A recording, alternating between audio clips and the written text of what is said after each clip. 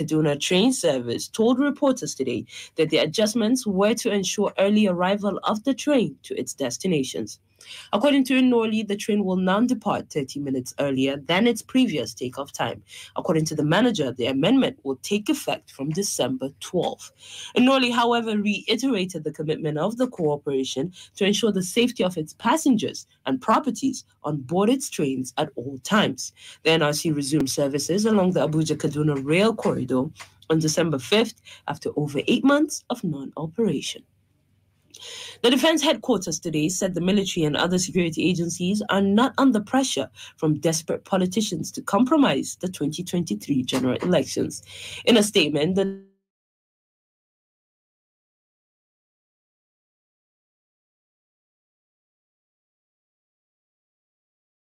that the military is pressurized to scuttle next year's polls.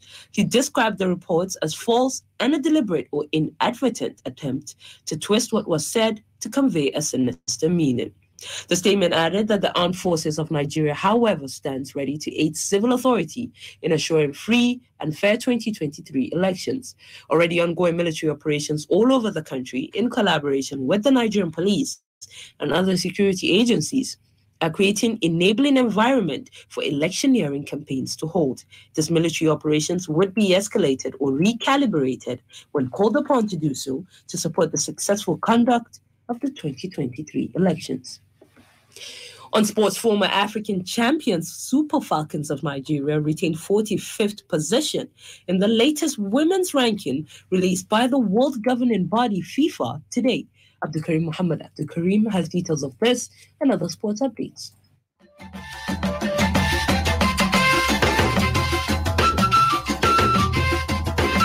According to the ranking, the Super Falcons of Nigeria also remain the top-ranked team in Africa. South Africa, Cameroon, Ghana, and Cote d'Ivoire complete the top 5 teams on the continent. World champion United States of America retained the top position on the ranking despite winning only one of their last 4 games. Germany moved to the 2nd position, with Sweden dropping to the 3rd position. England and France complete the top 5 teams in the world. The next FIFA Women's World Ranking will be published on March 24th, 2023. Meanwhile, Super Falcons and Atletico Madrid star Rasheedat Ajibade launches a 10,000 Naira scholarship fund to celebrate 23rd birthday. Taken to our official Instagram account, the Super Falcons forward announced that she will be assistant student in Nigerian universities courtesy of the Rush Scholarship Fund. In another update, the chairman local organizing committee Delta 2022 National Festival, Patrick Uka, has assured that the closing ceremony of the game at the Stephen Keshi Stadium Asaba tomorrow will be highly entertaining. Uka, who is also the secretary to the Delta State government, noted that the target was to stage a world-class ceremony that will be enjoyed by all participants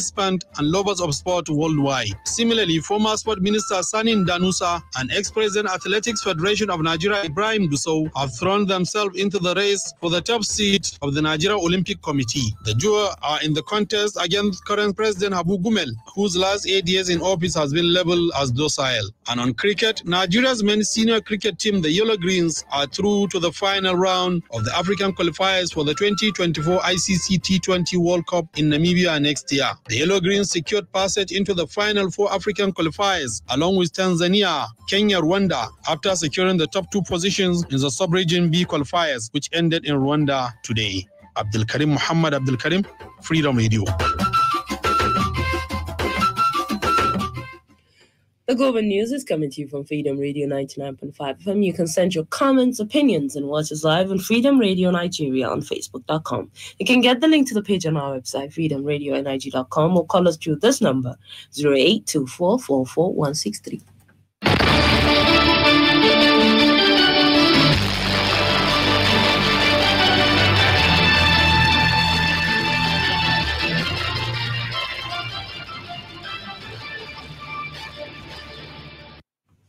Welcome back. You're still listening to Freedom Global News on 99.5 FM. The Katsina State Police Commissioner, Shehu Nadada, today presented checks worth 54 million naira, 532,909 and 32 kobo to families and next of kin of deceased police officers in the state. The gesture was under the Inspector General of Police Group Life Assurance Scheme. The commissioner, who spoke on behalf of the Inspector General, urged the beneficiaries who were at the Katsina Police Command headquarters for the presentation to use the money for the intended intended purposes. He also thanked the Inspector General for the gesture. The commissioner assured that the police will not relent in its welfare scheme for its personnel, and also take care of the families of those who die on active duty. A bill which proposes 6 months jail term for parents who abandon their newborns on growing children has passed second reading in the House of Representatives. Muhammad Sani Uba takes a look at the issue and files in this report.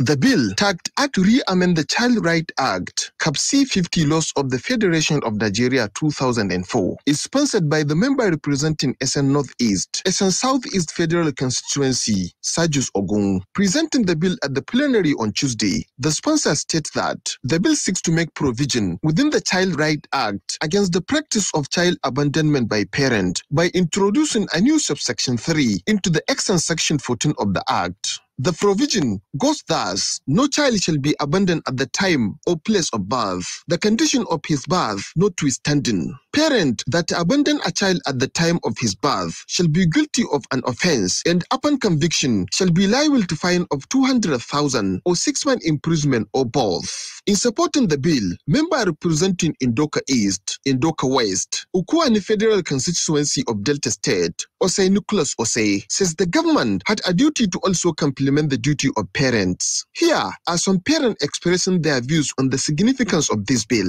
It is a welcome development, and I think the punishment being meted on any parent that decided to abandon his child at that age should even be more than the 2 months or something there about as a punishment. I think it should be more punitive in such a way that it will serve as deterrent to other parents that will look at it.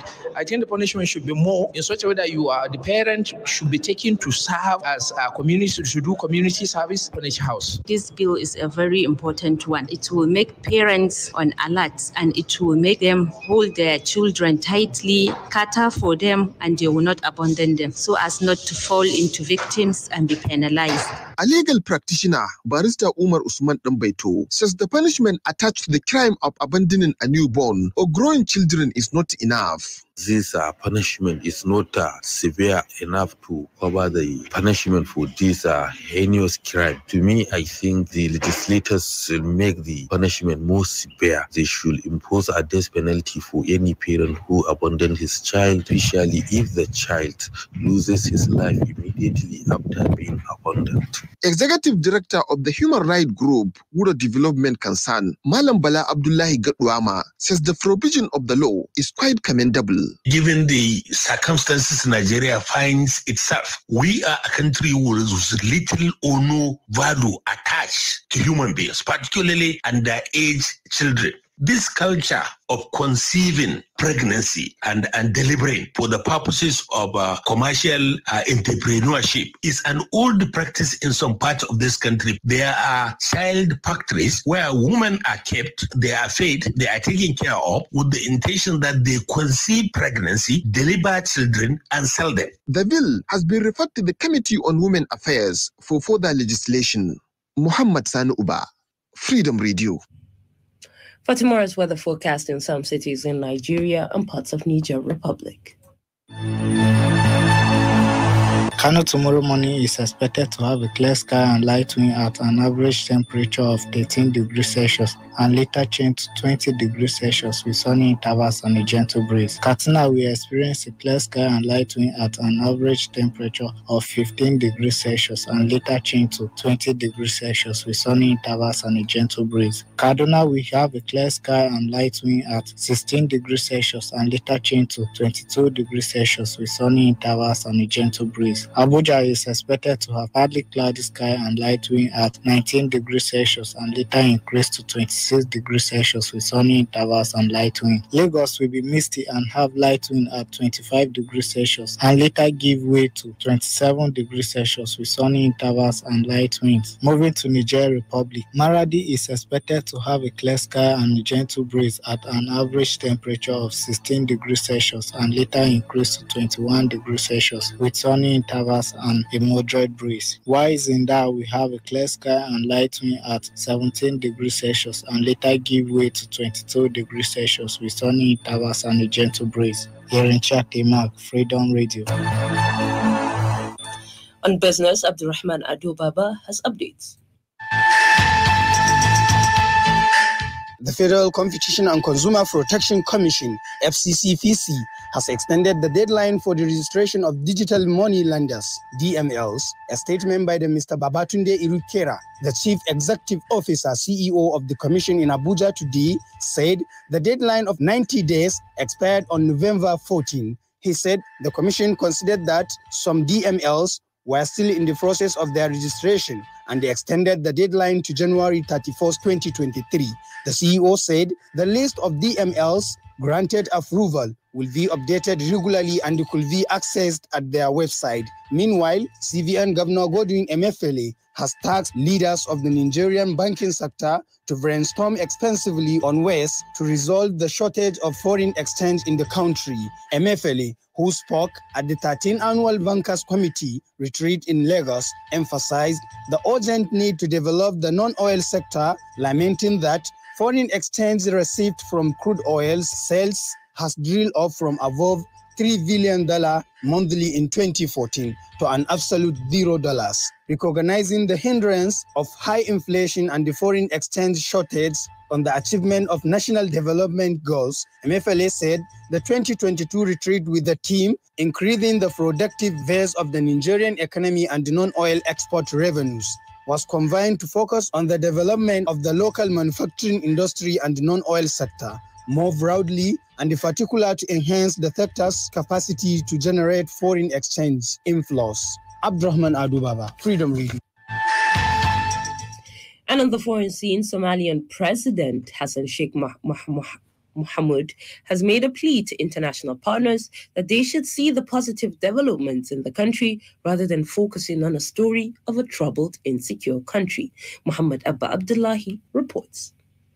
While he acknowledges the security challenges, he also highlights a recent international investment conference held the day after an attack on a hotel to show there are people looking for businesses opportunity. He argues that while it still needs help in the security sector and also dealing with the drought, the country is turning the corner. Hassan also praised the Somalian people for the resilience and the ingenuity in the face of decades of political instability, where the country did not have a functioning government for a long time. Meanwhile, Russia had pardoned and imprisoned Zambia student, so he had could join the fight in Ukraine, where he was killed on the front line. According to the Southern African country's Foreign Affairs Minister, Minister Stanley Kakubu, said today that the Russian Foreign Affairs Minister, Sergei Lavrov, told him by telephone that Lemikani Onorinda was pardoned on August 23rd to join the military operation in exchange for an amnesty. Russian previous announced that 23-year-old Onorinda had been killed on the battlefield in Ukraine in September, prompting Zambia to ask how he had ended up fighting in the war.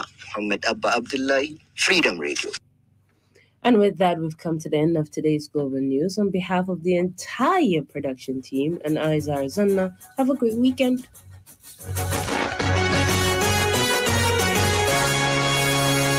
This is